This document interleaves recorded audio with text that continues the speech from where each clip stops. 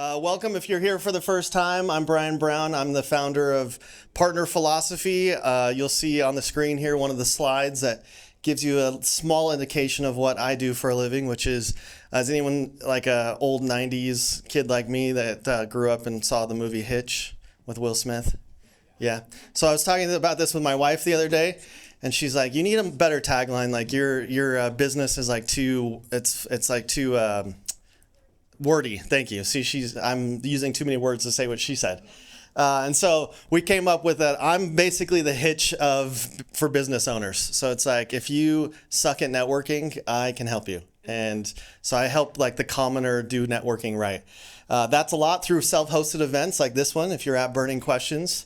So you've got some really cool members here. You've got Nathan and Martin and Ronnie and Alex and Dustin. I'm probably going to miss somebody.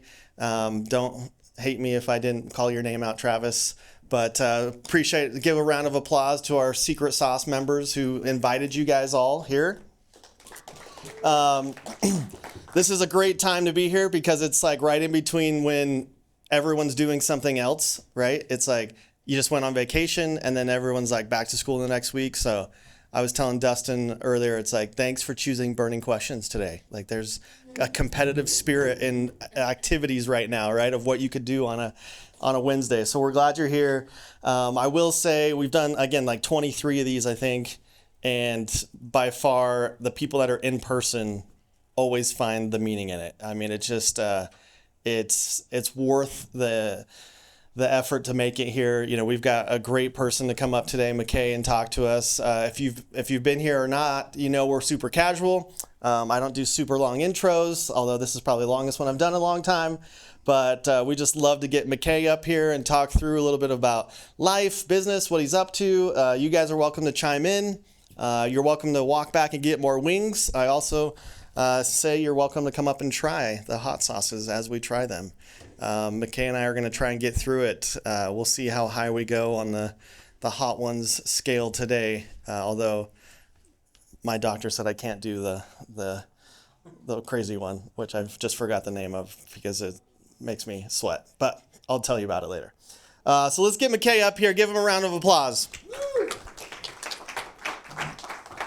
All right, and we're going to be swapping back between the mic because I always get yelled at that I don't use the mic enough, so we'll go back and forth on the mic. But McKay, why don't you jump into the first wing with Ninja Napalm? Anybody down for that one? Starting hot. Yeah, we're starting off with that. Yeah, this one's not. I mean, it's not too bad. It's only like 4 million. Put it on there, or what do you do? I'm not even gonna give you the option. I'm just gonna like do it for you. Let's go.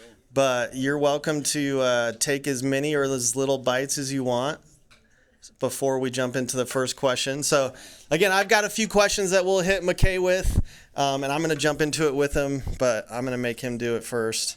We did use the cheat code today, guys, on ranch, so don't judge him, okay? He's got to go through 8 wings. Let him dip in the ranch, all right? We all want to survive. So, my first question as you're consuming that one here was, you're a man of varied interests. And so I would love for you to just kind of share a little bit of, I wrote down a few of them and you can jump into us, but like instead of the stereotypical business bio, maybe just give us kind of like a little bit of your varied interests. And I highlighted guitar, building your own home off the grid, obviously your history in tech, which we'll cover quite a bit about that. And then I think also history in general is one of your passions. So maybe just give us the purview of the varied interest of McKay Christensen. Great. I mean, so I'm a big believer, I guess. This comes business philosophy as well, but the skills that you produce or you can build are the things that, at least for me, is what brings enjoyment in life. So building and creating, I'm a creator. How many of you guys are creators, would you say? Any of you, somewhat? So for me at least, I all of my interests are very much on the side of activity and actively doing and pursuing things, whether that's knowledge learning how to build a house or whatever. So So yeah, I think those are, for me, I've got a super broad set of interests, and my business actually reflect that. I've got businesses I sold a couple this last year, but I've had businesses here this last year from manufacturing, tech, all the way through to body armor, weapons development, consumer product as well. So kind of played in all the spaces. Ran a franchise years ago. That was you said you doing your franchises and some stuff, So, what was the franchise? Well, I was the franchisor. So, okay. I don't know if you guys are thinking about doing that. Don't do that. So just a heads up. We had VR facilities. So we put VR facilities around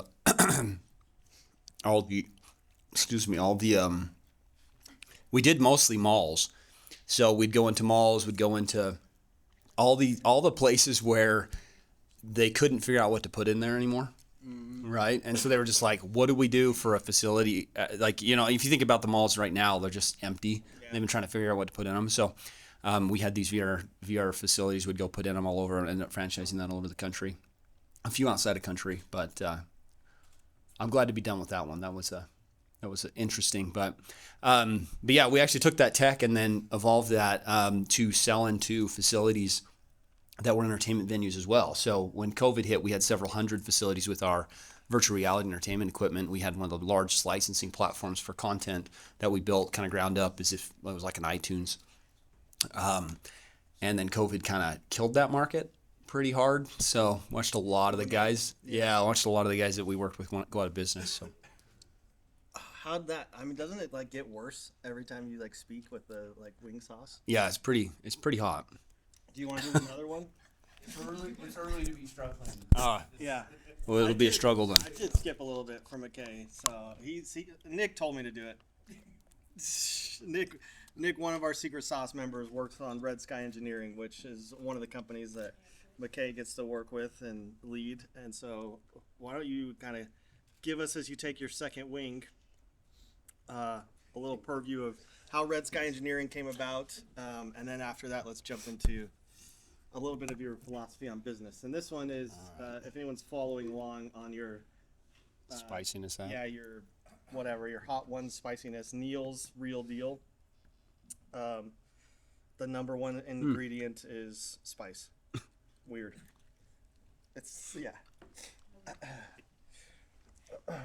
So was RedSky Engineering the one that came out of? I like the flavor of this one better. That one was. See, that's what sucks about half these sauces is they taste terrible. Like the other one was just kind of hot and I don't really love, but this one actually is pretty good. Actually, okay. I didn't give myself some. Guys, feel free to come up and get some. Nope. Okay, Hannah. Come and join in. Bird. Yeah, so my background is in technology. So I went to school for computer science and mechanical engineering. And but I knew when I was getting done with school, I actually dropped out. So classic story, I guess. I started a business. So that kind of describes, I guess, my entrepreneurship level journey is let's get this started before. But yeah, so I had built many businesses before we started the VR company. VR is actually the first company that's tied. So I own a business. We own a bunch of businesses. So I've done 7 multi-million-dollar businesses. And a whole bunch of others that are less, and some, whatever, that lost maybe 7 figures. Yeah. So I've kind of been through the gambit of it, and I started in technology, and I actually had a number of the last business I was working on. We had term sheets for stuff, and I decided not to take them. We shut it down, and I was kind of bummed, and I'm like, this tech thing, I'm tired of this. Let's do a physical thing. And so we started an arcade for virtual reality, and we were the first ones in the country to do it. I was just working at the time for a defense contractor, and so we started this arcade up, me and this other guy, and it took off, and we ended up building a big software suite for it to manage everything because no one had solved this problem, and that turned into the franchise. And so, but the roots were really in the technology, and so that spawned from there a number of other tech projects. But to me, I always come back to, I like personally physical projects. So if you can tie technology and software and hardware into something physical, you end up with something really unique. And so, like RedSky Engineering, one of the things we do a lot of software, but we also do a lot of hardware, which is a very unique mix. So, Yeah, and if I understand right, it's like you're passionate about the taking non-tech businesses and putting the tech into them, right? yeah. So we did. I've done some fun projects over the years actually that are kind of interesting. Like a few years ago, we built a 3D printer for printing houses, and that project's still underway. We patented a bunch of ways to print the walls that are. I think it'll revolutionize actually house building. It's just got to go through the long, arduous process of building a business like that up and getting the technology fully developed. But I've got another business, OSH Cut. We do manufacturing, so something as simple as manufacturing. In fact, we were just down at a show they have a big YouTube conference down in California, and we were just down there at the show, and and we debuted a chair. In fact, you can find it if you look up OSH Cut or Caleb, the CEO there. And we debuted our chair, and it was actually a motion simulator, and so it has all this rotational axes, and it's actually pretty wild. But it harkened back to the beginning of the business because we started OSH Cut originally because we were trying to build a 3D motion simulator chair for the VR market, which we were selling a bunch of stuff into, and realized that laser cutting just sucked. And so it would be like we'd message out to someone, would get a response back in a month. It'd take us a month to get apart. And so developing a project's really painful like that. So we built the technology around instant quoting and just said, how could we solve the pain point problem? And built the technology to solve that biggest pain point. So the lasers are going to cut. We'll just buy the same laser they're using. But what if we solve that problem? And I think that's such a common thread, I guess, I've seen in my career from business is if you can figure out how to take a problem or take something that you understand or would like to do, but actually find the root of what the problem really is from the customer interaction, that is the place to go solve. And I think that can be really hard. I apply tech to it because that's my background. It's like, how can we do this through some automation?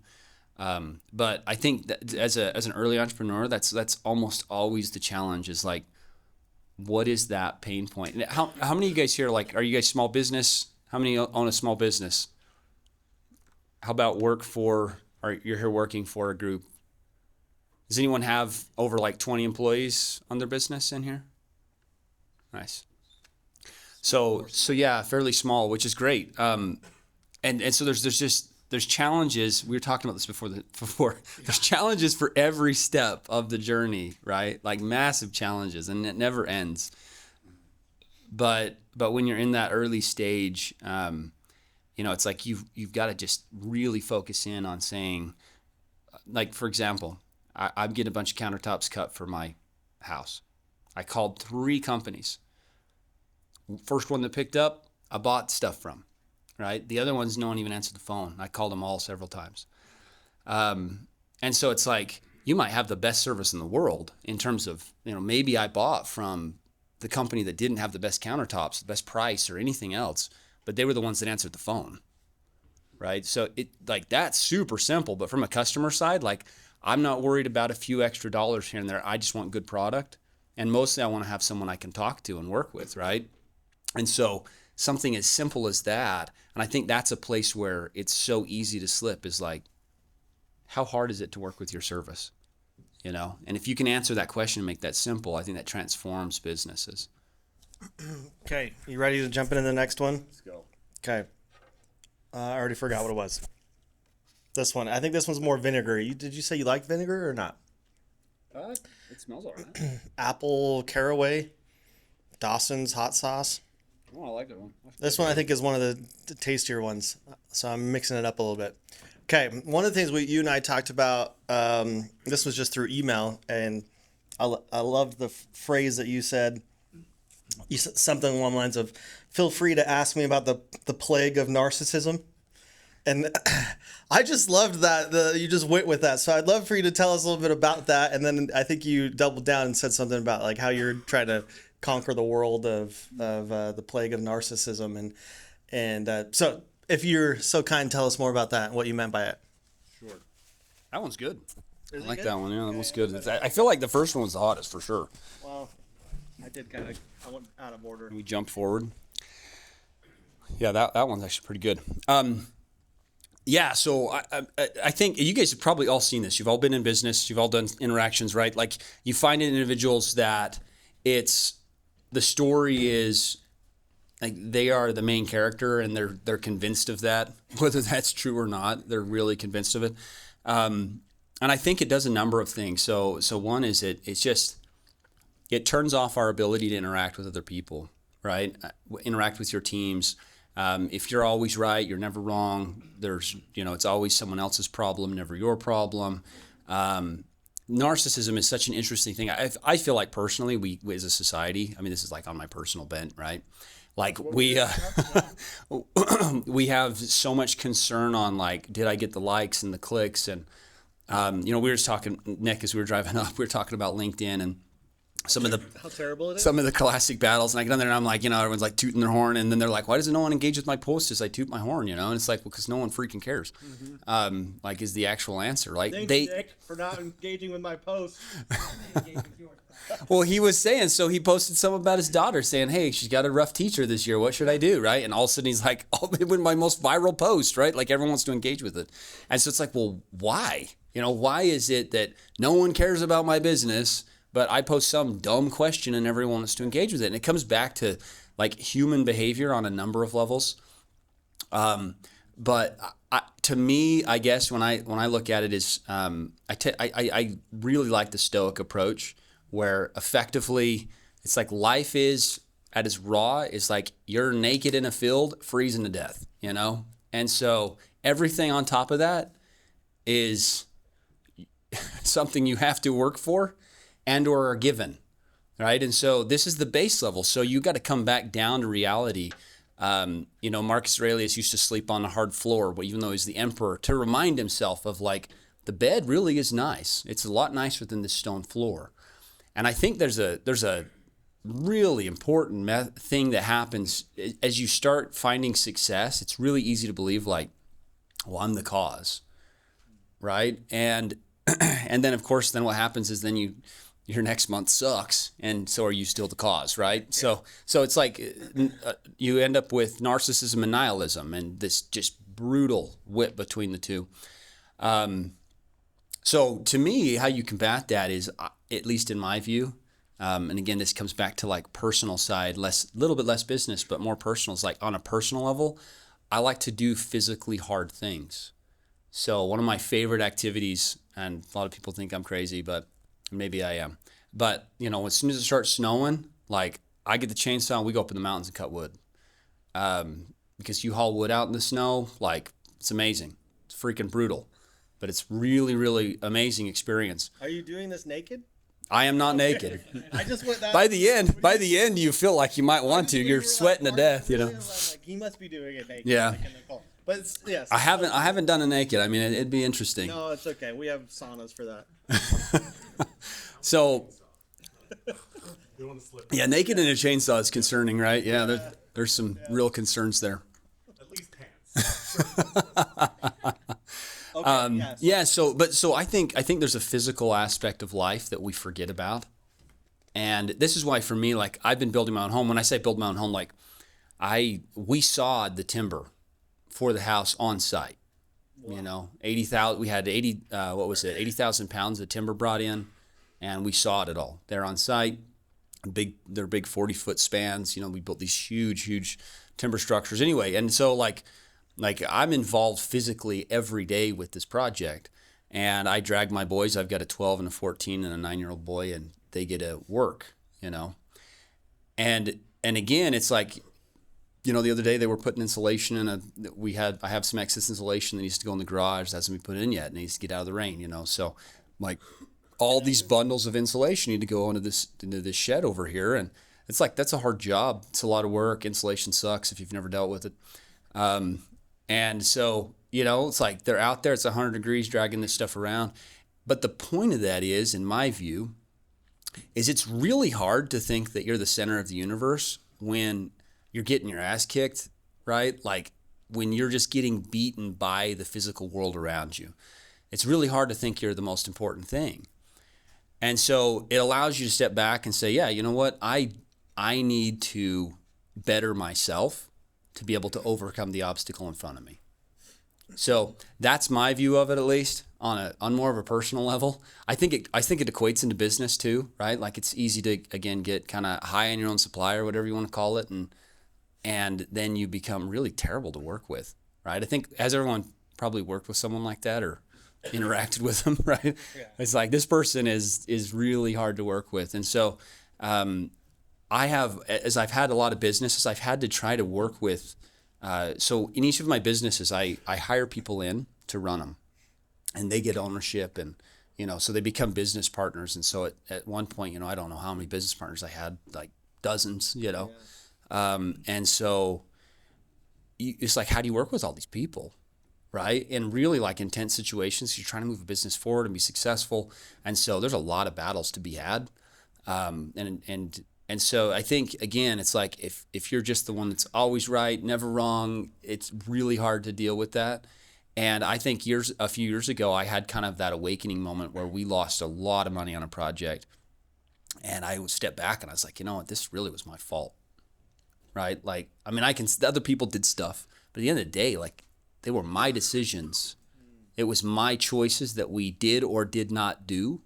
And I didn't force some of the things I thought we should do. And I let go of things that whatever. And so I had to take responsibility of that. And it was a lot of money, And so I stepped back and was like, you know what? These are some things, I'm not good at these things. Like, I am not an operator, for example. I'm a terrible operator. I'm a really good visionary, but I'm a terrible operator. And so instead of trying to go in there and be a failure at operations, which is what it was, right? The business failed because of my poor operational excellence. And like, I could probably operate okay, like $1 million a year business, like that's fine. But as you start getting up there, it's like, you got to have someone that's really good at this. And so I had to step back and say, all right, I need to figure out and accept the fact that there are some things I'm really good at. And there's a whole bunch of things that I'm really freaking bad at. Yeah.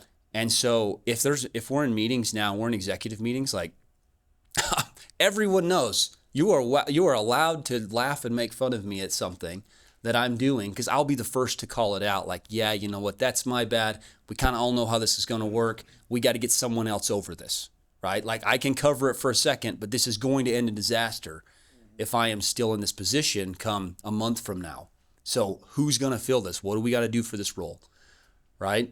So I think that's a big piece of it. And again, if you're being a narcissist, you can't be wrong, right? You're God's incarnation, and so you're right. So you've got to just cut that out and come to reality and say, man, I have more flaws than I have, things that are bad. I have more bads than goods. I have some really good goods. What are those? And how can I find people who have the goods that I don't have?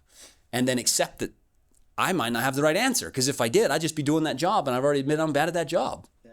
Right? And that's really hard to do. But I think you get there through an extreme amount of pain, So if you can try to get there earlier, I think it's better. I like it. I lost my question somewhere in here. So that means the crowd. You guys got a question for McKay? Is it over here? Thanks. Anybody got one you want to hit McKay with? No strong opinions? Okay. All right. I'll keep asking narcissistic questions then. You guys just hang around. Is this the next one? This is the next one. Yeah, I didn't even give you the intro on this one.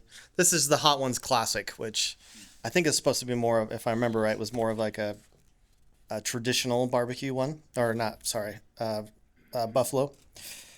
Okay. So ChatGPT gave me some info on you. It first gave me, actually, it was really Emery. Emery back there, my daughter did. We're practicing using AI together. Mostly, I'm trying to challenge her to not use it as like a one-time search tool, but like have a little collaborative, like iterative, whatever. Anyway, so we started, asking it some questions about what we should ask you, and of course, it gave us the wrong McKay Christensen first. So yep, there's a couple of us. Is there a couple of you? That's okay. Not many, but there are. There's a couple Brian Brown. Somebody, like, while we're talking, like, look up like Brian Brown and see what it tells you about like how many iterations you have to go through before you get me. You might be here till the end of the thing. But one of the things that brought out, which was, it was kind of fun, intriguing as we started looking through and we asked it a few more prompts, is it said, McKay Christensen is known for rescue projects. Did you know that? No. Yeah, that's what it said at UNOVA. And it gave some examples. And it said to ask, I'm piggybacking off of it as well. It's like, what are some like organizational principles that you've like used to maybe go into a project that wasn't doing so great and turn it around? And if you've never done that before, then maybe it was a lie. But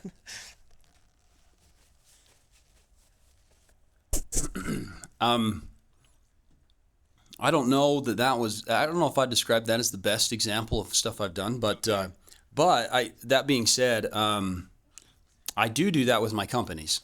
So what I'm engaged in is I go in and engage as we try to make changes. So if we've kind of executed towards something and it's time to go to the next rung, right? We need a new product. We need to change the way we're doing some of the engagement or interaction. Like that's where I usually get involved, is we're trying to make changes. That's what I'm good at, is change. Okay.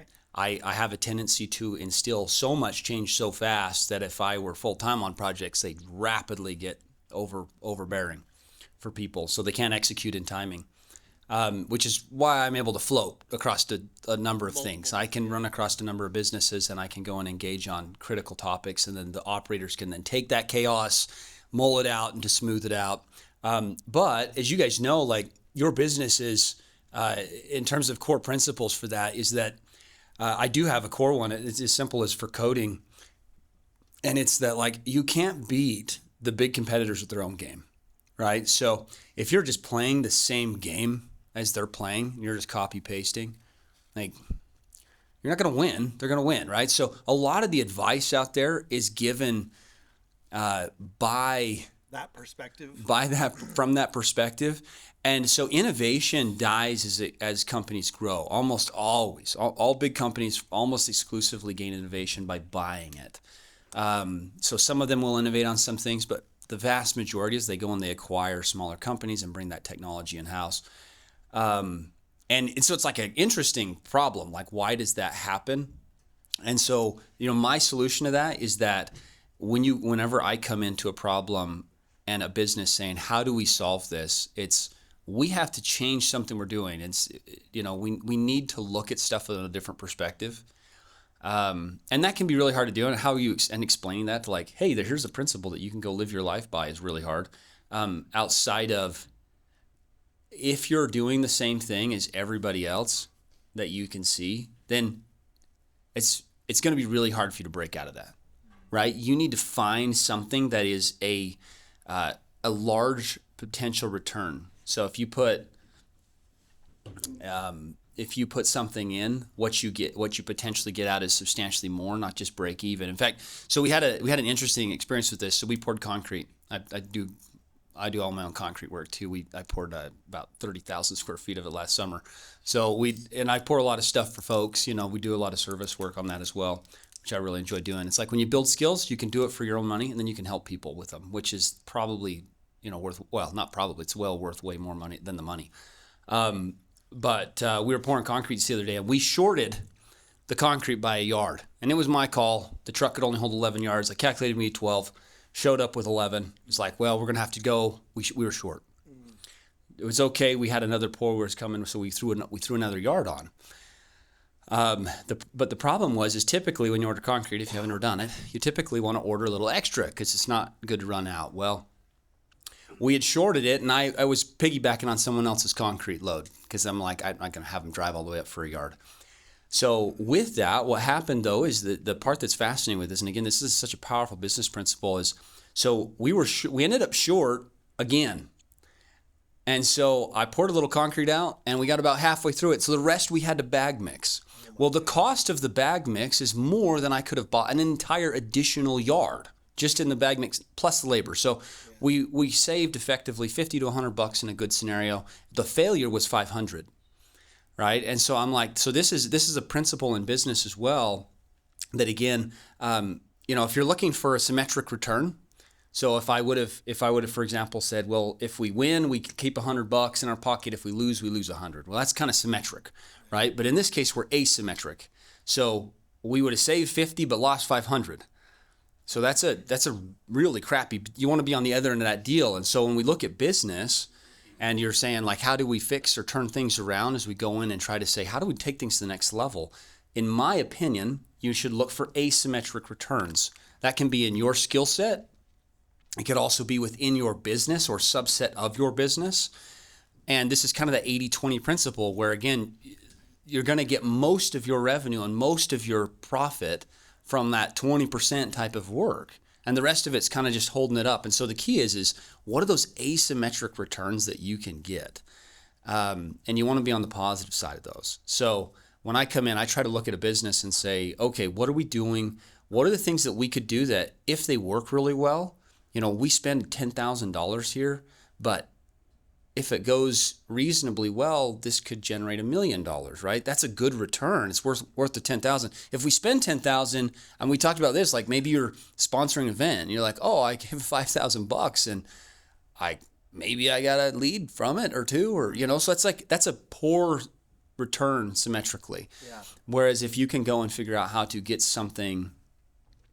Again, every industry has its own little segments, but if you can go and figure out how to do something unique within your industry segment, that can be a multiplier. And so I mentioned OSH Cut before. So OSH Cut's unique was we just figured out how to instant quote stuff. And then the rest was the same. I mean, we actually then had to build a huge software suite to manage everything because we got slammed with volume so much. But that one little quoting thing turned us into, one of, if not the largest laser shop in this state.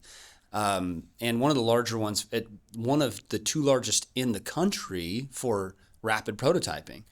And that company is like just on fire of growth because we solved one little problem, but it had asymmetric return, right? So a little bit of risk in, massive output out, and then the rest of the business was still laser shop, right? Same as everyone else. Same as everybody else. So if we bought a little bit better laser, was that the asymmetric? Like, no, the laser still was a little better. Like the asymmetric was this thing, this quoting engine. All right, we're jumping into this one. Fair warning, like take it easy. This one is pretty legit. Pretty good. It's Andre, right? Am I making that up? You've got the card. Tell me what the Scoville is on the Arbol Scorpion. 820,000, and we start. What was the first one? Which wasn't the first sauce we did, but what's the lowest one on there?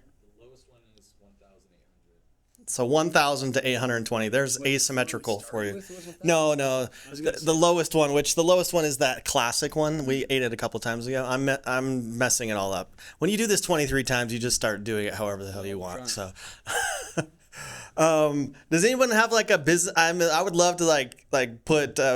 McKay on the spot here with like some sweating of like, you got a business case you want to throw at him? Like he's got a mind for just working through stuff. So anyone want to throw something at him while he has the hottest wing he's eaten today? Some problem you're working on? Nobody's got problems in business. 0 problems in business in this room. None. I knew John would come through for me. Hit us with something. You want the mic? I'm loud. You said that you discovered recently that you're not, a project operations person. You're visionary. How did you find that out? Not just from the mistake you made, but what are you doing to, I guess, find out more about what you are good at, what you shouldn't be doing, and also are you applying that to your team members? Yeah. Did you guys catch that, everybody? Okay. Sorry, I try not to cover the mic and. Yeah, it's okay. They're used to it. Yeah, that's actually a great question. So, I mean, some of it's obvious because you get in there and you're like, man, I think things that you just despise doing are good examples. Start there. If you don't know anything else, right? Now we all have to do hard things. Everyone knows. If you've done business though enough, you've gotten exposure to wearing all the hats and doing the crap, right? Like shoveling the crap. Someone has to do it. It never doesn't suck. There are some jobs that everyone universally hates, but there's a lot of jobs that people really like that you hate. And that's one good indicator. If you see that, I think that's easy. The thing though that was for me that was kind of the magic, I guess. Yeah, that wing was definitely hotter than the last ones. There's more, by the way. There's more spice. Great. Yeah. We got It tasted good. So I took a test. I can send you a link to it. And I actually had all my executive team across the companies take this test. And I cannot for the life of me remember the name of the test, but it's kind of like a Myers-Briggs style where it tells you your personality types, but it's hyper-focused towards business. And the test actually, it's been by far the best output that I've seen in consistency. And so much so what we did is it kind of gives you, I think there's 5 or 7 waypoints in, and it shows you on a graph what that looks like. And I actually took all those graphs across all the executive teams and overlaid them and said, this is what we're missing. And the amazing part is we hired for one of the business, we hired a sales guy. And he was not the right personality type, but he's been doing sales for a while for a government company. And nice guy, liked the guy. I knew the guy. And so I sat down with him before he started and I said, you took this test and it says you're not this personality type, which means you can do the job, but you're going to kind of fight it. Right? And he said, oh no, I kind of agree with that. But at the same time, I think I'll be good. 6 months later, he just couldn't do it. He couldn't do what was required because the job that we had was, it was on the engineering side. And so the requirement for that one is it's just talking to people and communicating with people. We do $250,000+ contracts is kind of our baseline. And so it's you don't go get that from an ad, right? No one's writing you the check from an advertisement. So you have to go meet people. You got to get to know them. They have to build trust and rapport with you before they hand you $1 million. It's just what it is, right? And there's no short circuiting that. And so this gentleman, he scored poorly on the test in that category. And his result is he really wanted to transform in we could do some marketing. Let's do some metric data driven because he was more of an engineering type. And 6 months in, it was universal. He's yeah, I just can't do this job. So that test has been really good. So I've had all my executives take it and we've used it throughout because it's been very consistent. And the thing that it promoted that I really love, and it's become a principle that I really push is really just this: figure out what your expertise is. What is it that you're just exceptionally good at? Because it's probably only a couple things, and those are your outsized returns every time. And now you got to do all the crap in between to make everything work. If you could solely focus on the thing that you're just super expert at, you could go get you could assumedly do something really amazing. The problem with small business is you're wearing 10 hats. Now, we talked about this before. If it's just you, it's oh man, I don't have time to do all the things. I got to do the book work. But then you level up to the next level and you get a handful of employees and it's still a battle because now, we talked about it before. It's so I still remember so clearly in my mind the first time I had a business that crossed the threshold. So I made really good money as an engineer. I'm an exceptional engineer. That's been one of my key things. Is I can go build stuff amazingly effectively. It's for whatever reason. And so I made a lot of money consulting.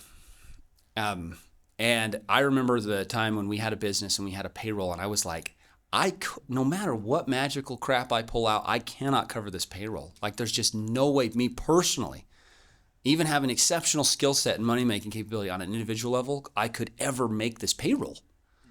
And that being just terrifying, oh my gosh, that's a terrifying problem to have is hopefully this thing freaking keeps working because otherwise we're not getting paid, And so I think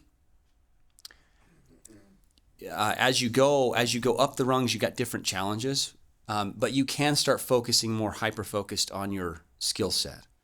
Right? At first, I just had to wear all the hats too, right? It was I'm doing engineering and I'm doing sales and we're doing all the things. And then as we back out, now I have, a number of businesses and we have executive teams. And so it has allowed me to step back and be more hyper-focused on things that I can come in and help move the needle better. So I don't know that there's an exact perfect answer, but I could send you this test. I do think it's really pretty phenomenal. It's not Clifton strengths? No. It's not. I do like the disc test. It's pretty good. It's not one I'd heard about. I just randomly fell onto this thing when I was in a conundrum because everything had fallen apart. I'm like, man, I got to figure out what the freak I'm doing. Like, what am I doing wrong? You know, because obviously I'm doing wrong. I believe in complete accountability, personal. Otherwise, you can't make changes. And I kind of stumbled upon this thing, and I was just super blown away. But I can find it and share it out. But even then, even if you don't have the test, I think, again, kind of the metric is like, most of us know what we're probably really exceptional at. We just don't get a lot of time on it. And it's interesting. When I go and talk to businesses, it's so easy for me to see what's going on in a business that I'm not required to make the decisions on.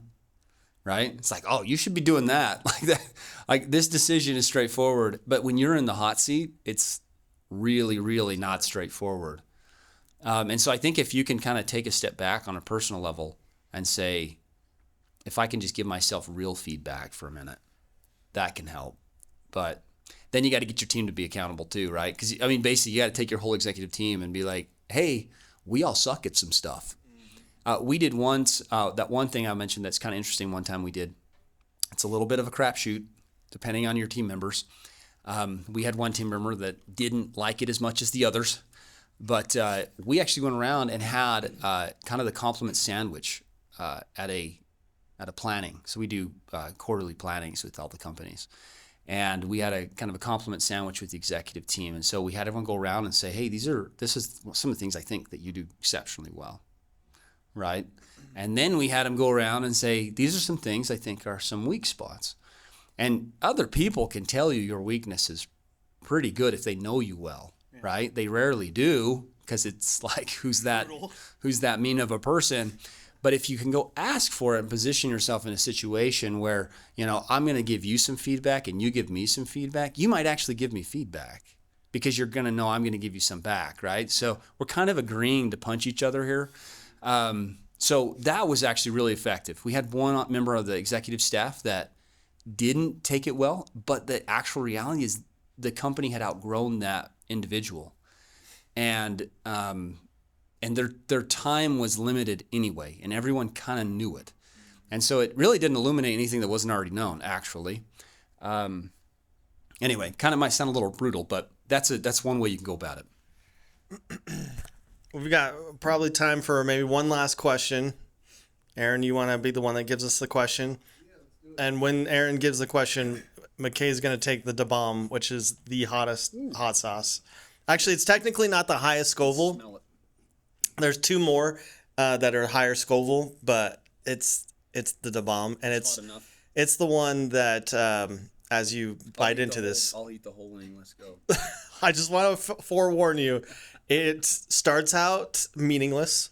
There's no you just like, oh, it's fine. And then about a minute in, it's brutal. Yeah, it starts. And don't touch anything else, like your lips, none of it. All right, Aaron, hit us with the last question. And a little advice first. Just go easy on it. Oh, Aaron's actually experienced it. Yeah. All right. So thank you so much, McKay. One of the things that really stuck with me was your approach to asymmetric returns, finding those high upside, low risk plays that most people overlook. I'd love to know, how do you identify those opportunities? Is there a framework or a process you follow to spot them? Or is it more instinctual? And if I'm really asking for feedback, you're a KJ client too, so and a handful of others, but I'd love if there was something there for feedback, or maybe some asymmetric focus that we could focus on. Sweet. Yeah. We use KJ. We've got a few of your guys. It's actually great for the most part. I'll give you some thoughts though, if you want. Yeah. I think overall, you guys have great service.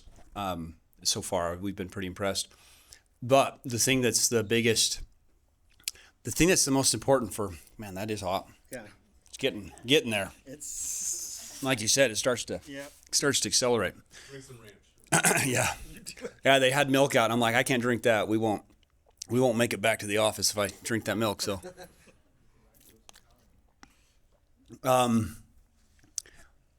so I think for me, on a personal level, a lot of it's gut, right? Like, this is just kind of who I am, is I identify and see weird problems. So, and that's one of the things I realized that I had a skill on, right? So I can't explain that. I think it's just one of them things, like if you're exceptional at something, you're exceptional at it. Why? Who knows, right? It's an innate thing. However, I think there are some things you can do. It's growing. That's crazy. It is weird that it's like slowly working its way up. I'm always in this weird position of people like look to me for help, and I'm just like, I can't help you. Eating my wing over here. Completely voluntary. We signed a waiver. We're good. But with KJ, you know, specifically, like again, you guys provide a good service because you provide you're providing an offsite resource, right?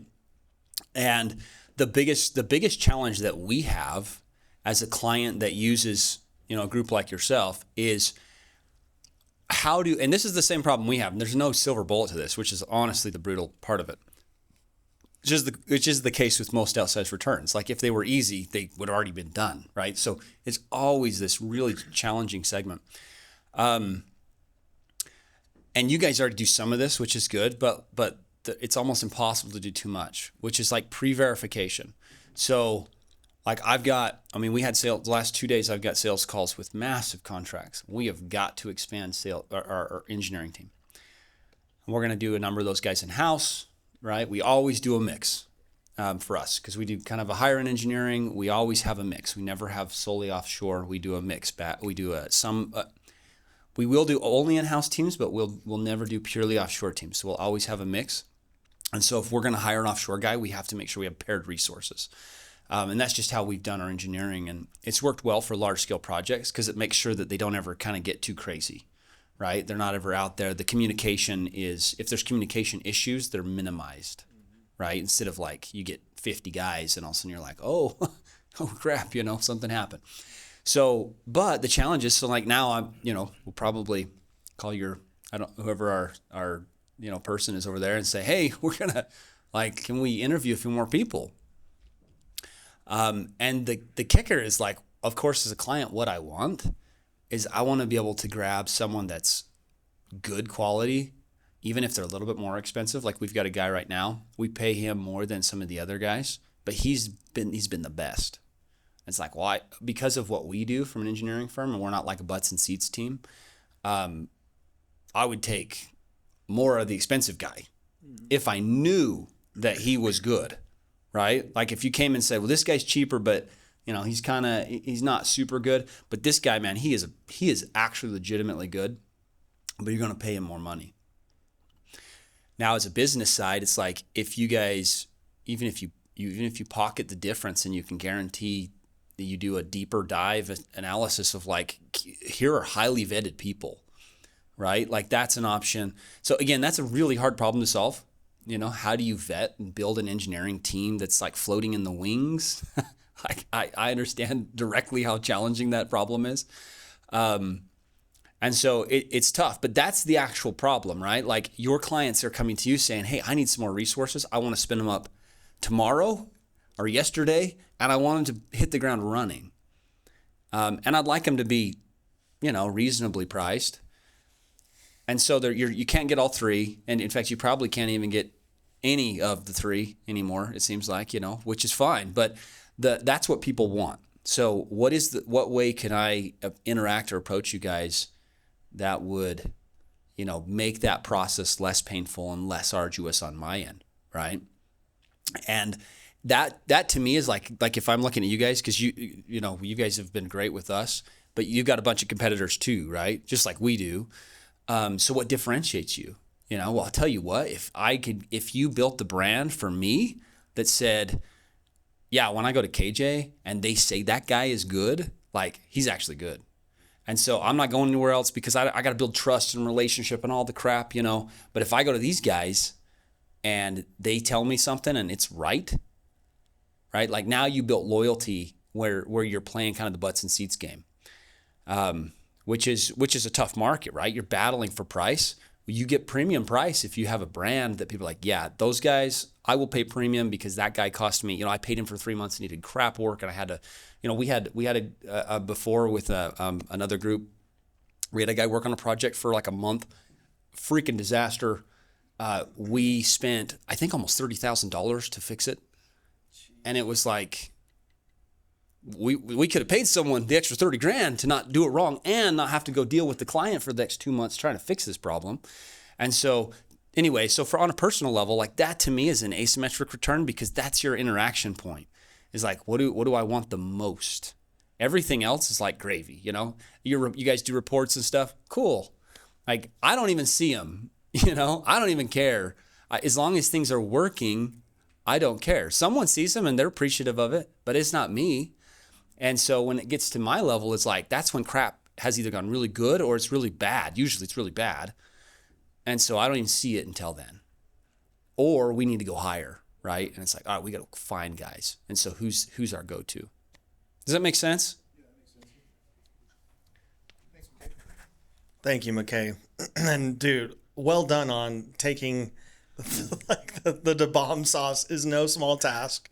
It was hot. We've had some pretty it's gotten ugly before, and I mean you didn't ugly cry. You were able to walk to Composure. and I love that we always make it to where I love it personally because I get to hand the mic over just as you eat that, and it just I get to watch. Did you eat it too? No, I don't eat that crap. It's sitting on this wing right here. Are you kidding me? No, the benefit that these guys get is they get to eat it and never come back, and it's. Recorded as if you were going Yep, to. I totally did. Yep, all lies. Yeah, no. I have to live with myself for the next 50 years, and he can handle one. But thank you for tuning in, leaning in on the personal aspect. I think the cool thing about these conversations is you can probably feel it, right? It's a little bit slower. I think a little bit more like let's hear what McKay really can say, and that's why I love these little fireside chats. Hopefully, you guys join us for the next ones. We've got some good ones coming up. In September, in fact, we'll have 2 of them. If you speak Spanish, you can join us on El Septiembre. I'm trying to practice my Spanish. Let's see. Let me see if I can do it. I'm going to be speaking Spanish and eating hot wings. So if you really want to come laugh at like how miserable that's going to be, it's going to be up in Salt Lake the 17th of September.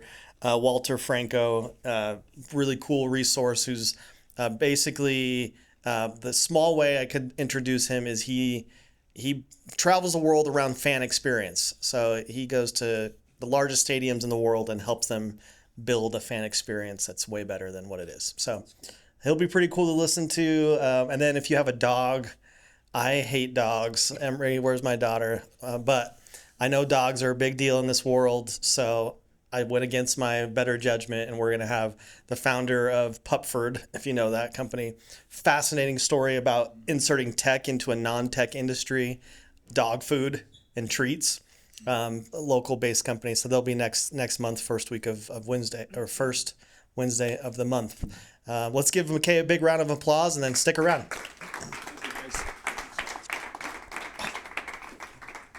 So I know some of them are good, right? It's like we don't get enough of a chance to like just dump it on there. Last one was pretty